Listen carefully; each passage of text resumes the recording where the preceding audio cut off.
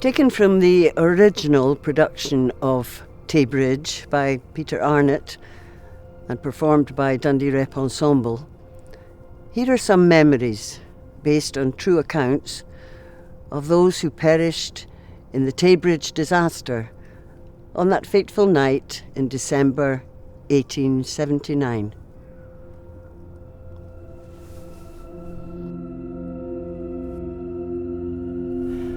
I was sitting on the top of the carriage with my bag and the coachman. There was a smear of rain about in the air, just a suspicion of moisture, pleasant on my face. I was excited. The big house. I'd been up there afore with my father making deliveries, and I thought it was wonderful how well dressed and well fed the servants looked, with their liveries and smart manners. I was 12, niece to the youngest of 9 of us. I had 2 elder sisters already in service, but I was to be the special one. I was to be ta'en to the big house. My father was paid £20 for me. At least that's my understanding. I gathered that for you out here and talking in the carriage. Folk think because you didn't speak, you didn't hear. You hear all right. I waited in the kitchen while they talked about me, the cook and the footman, where I was to stay and such. I was to be tried out as a tweenie, a maid of below stairs, a servant to the servants, cleaning, scouring grates, daying flares and bedding. They were all kind to me that first day. The cook gave me boilings for a bowl she kept on the dresser. She stood on the wooden step to reach them. And my father had gone afore I missed him. But they kept me busy till night time when I cried a wee bitty. Oh, nobody was surprised to hear me. They were used to new lassies crying at first. So long as you didn't mope or get sickly, nobody minded.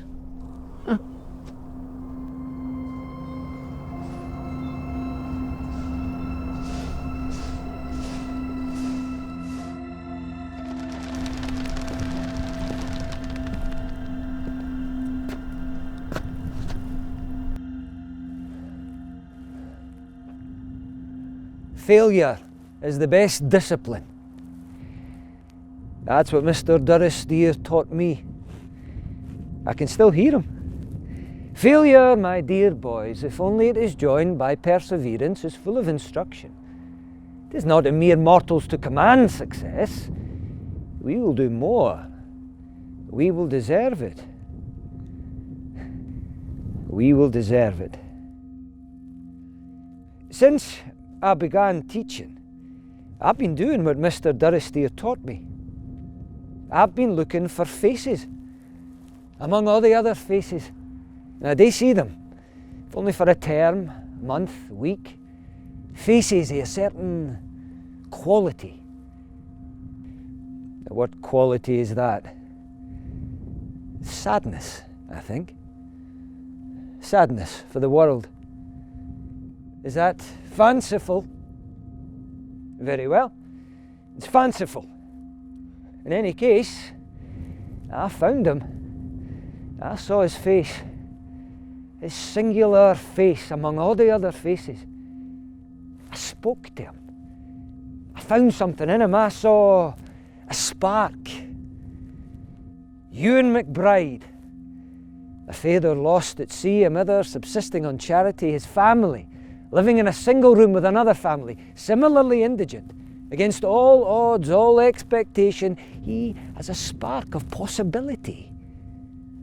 He's not an ounce of privilege, but mere ability, mere promise than I ever had. Perhaps his best outcome will be as paltry as my own. But without my help, whatever hope he has will come to nothing. Whatever God in heaven knows of me and my motivation, is still the right thing to do. One child at a time. We can save the world one child at a time.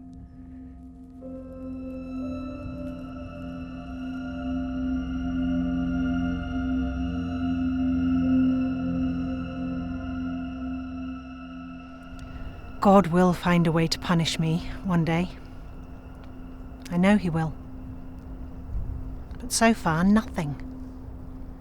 Not a hint of the Lord's displeasure has fallen on my head. One might almost think that he wasn't paying attention. Are you paying attention?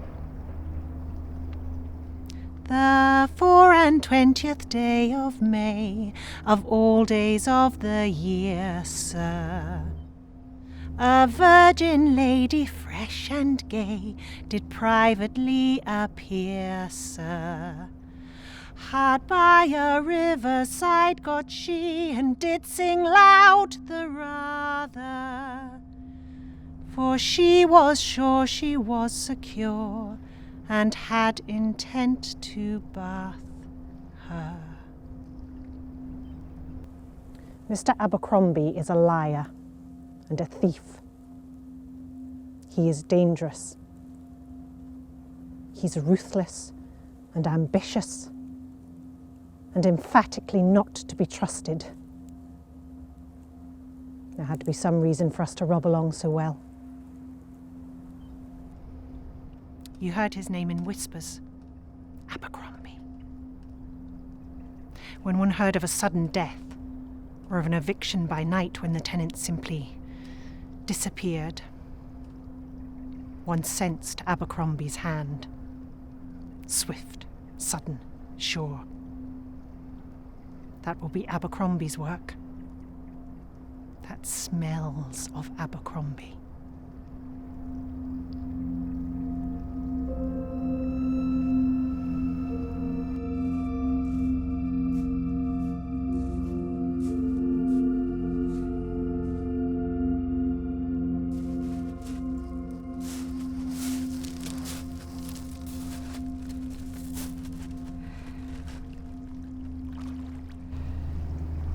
Now he's dead, my husband, God forgive me, but I felt able to be truthful at last with an account of my own life. I really thought I'd written something honest, worthwhile, something for the ages, perhaps. I thought, when I went down to Edinburgh on Friday last for the winding up of my husband's estate, I thought, I might even take it to a publisher there. After all, now I command my own wealth, I could easily afford the costs of publication. I will begin my life again, as an author. But at the solicitor's office, I discovered, on winding up the estate, that the very slum in which we had found that child, that we had owned it. Well, my father, and then my husband, through me, had owned it. We had lived off its rent. So all my wealth, my comfort, my education, my writing, it had all proceeded from that misery.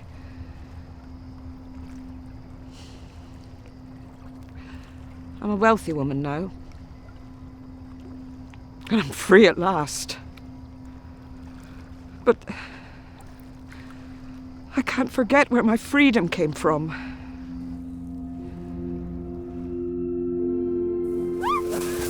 Come here! No! You get a head start though.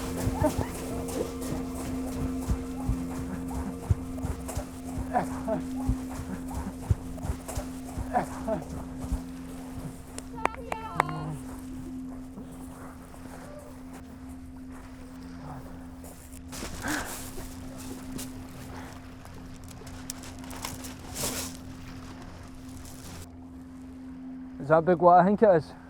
They'll pay for the passage, it says. Or in the Cape to California. Oh, Liza, what do you want to spoil our date for? I'm not spoiling on him. George? What is it? Been offered a start at Camperdown. Ah, there, see, I ken that dumbstummer, you.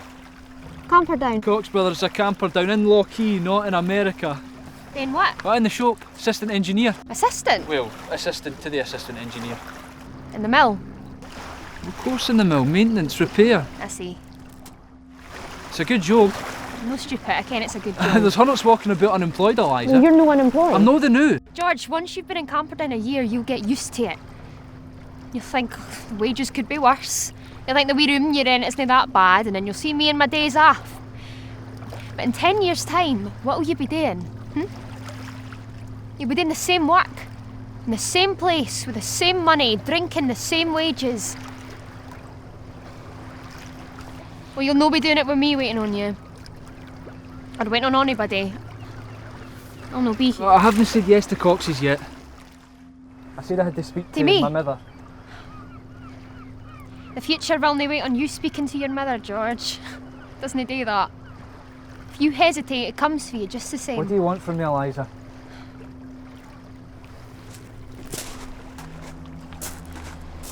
I'm visiting my family in Kingsburn on Sunday coming. You go to Arnott and see your mother, and then you meet me on the train at St. Fort at the back of 7. And you tell me what you want, and then we'll both ken.